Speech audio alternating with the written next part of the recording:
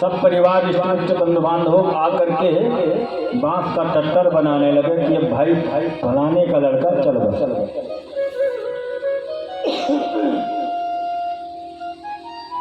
तब तक गुरुजी भी आ गए उनके। बोले भाई क्या हुआ? बोले महाराज आपका जो शिष्य था दुनिया छोड़ करके चला गया।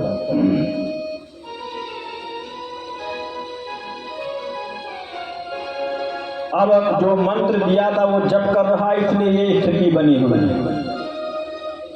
गुरुजी ने कहा कि देखिए मेरे पास दवा तो है, ठीक तो कर सकता हूं, पर इस व्यक्ति के बदले किसी को मरना होगा।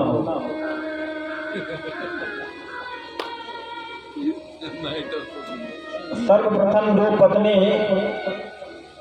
पति को संसार समझती थी उससे कहे क्यों दे मेरी, आपके तो पति हैं, इन्हीं के द्वारा आपका यहाँ नाम है, क्या आप अपने पति को जिंदा देखना चाहती हैं?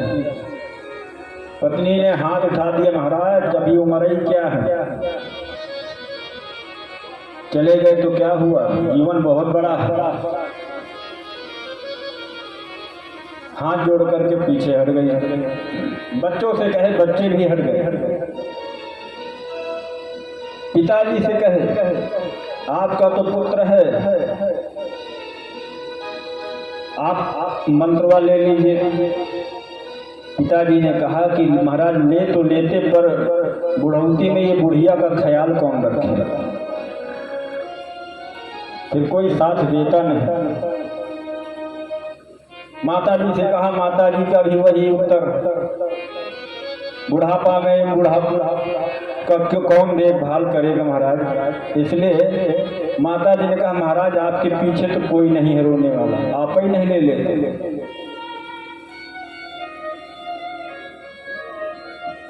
वो सब सुन रहा,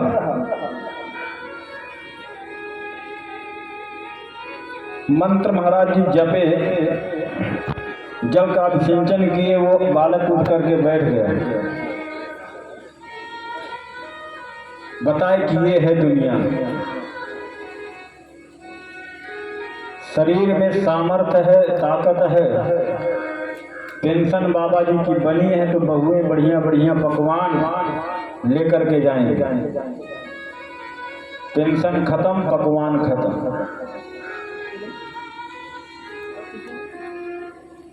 इसलिए इस जीवन को वैसे ही जिए जैसे जल में कमल।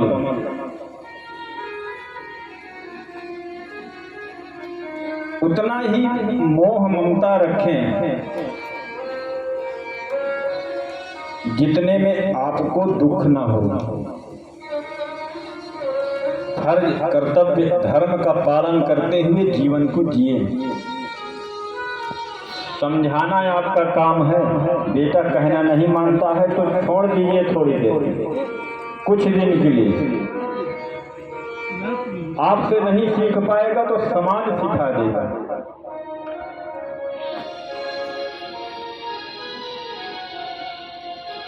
युवा अवस्था में जोश बहुत होता है, होश नहीं होता, अनुभव नहीं होता।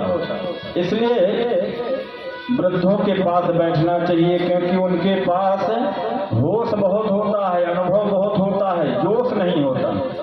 अगर गाड़ी एक पहिए पर नहीं चलती, दो होते हैं तो गाड़ी आराम से चलती। इसलिए वृद्धों के पास बैठेंगे तो वो अपने जीवन का अनुभव बताएंगे आपको। ये रास्ते में हम गए तो हमें ये कष्ट मिला, इसलिए इस रास्ते नहीं जाना।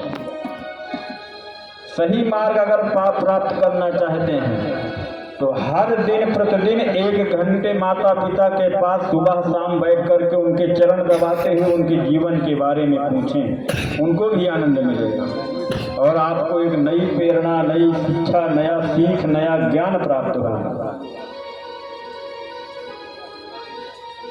इससे परिवार में एकता भी बनी रहेगी। बोलो राधे राधे। राधे राधे। कथा का यही मतलब है।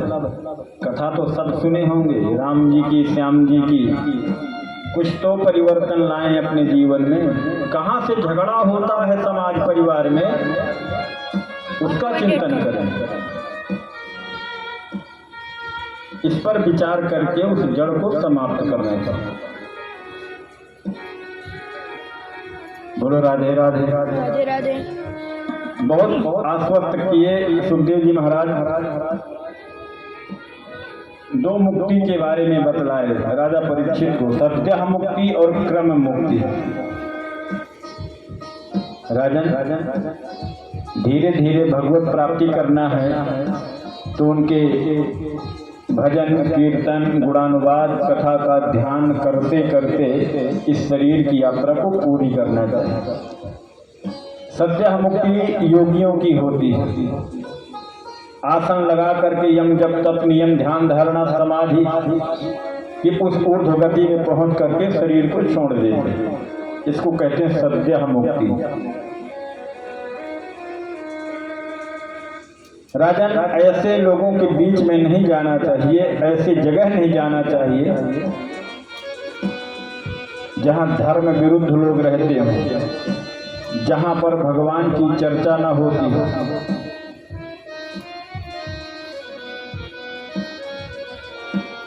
जिस भजन में राम का नाम न हो, उसे भजन को गाना ना चाहिए। जिस भजन में राम का नाम न हो, उस भजन को गाना ना चाहिए। जिस भजन में राम का नाम न हो, उस भजन को गाना ना चाहिए। जिस भजन में राम का नाम न हो, उस भजन को गाना ना चाहिए। चाहे लड़का जितना दुलारा हो, उसे सिर पर बिठाना ना चाहिए। चाहे लड़का जितना दुलारा हो, उसे सिर पे बिठाना ना चाहिए। चाहे लड़का जितना दुलारा हो, उसे सिर पर बिठाना ना चाहिए। चाहे लड़का जितना दुलारा हो, उसे सिर पे बिठाना ना चाहिए। चाहे लड़की जितनी दुलारी हो, उसे घर घर घुमाना ना चाहिए। चाहे लड़की जितनी दुलारी हो, उसे घर घर घुमाना ना चाहिए। जिस भजन में राम का नाम न हो, उस भजन को गाना ना चाहिए। जिस भजन में राम का नाम न हो, उस भजन को गाना ना चाहिए। चाहे लड़का जितना दुलारा हो, उसे सिर पर बिठाना ना चाहिए। चाहे लड़का जितना दुलारा हो, उसे सिर पर बिठाना ना चाहिए। जिस भजन में राम का नाम न हो, उसे भजन को गाना ना चाहिए। जिस भजन में राम का नाम न हो, उस भजन को गाना ना चाहिए। इसलिए ऐसी जगह न बैठें जहां आपके धर्म के बारे में अपशब्द बोला जाता हो। जे हरि निंदा सुनहि जे काना। हरि की निंदा, गुरु की निंदा, माता पिता की निंदा, देश की निंदा, इनको इन जगहों पर अगर ऐसी वार्ता होती हो तो वहां से हट जाना चाहिए। गो हत्या की तरह पाप लगता है। इसलिए असंग होकर के भगवत प्राप्ति का उद्देश्य केवल सत्संग महिमा, खूब मन लगा करके कीर्तन करें।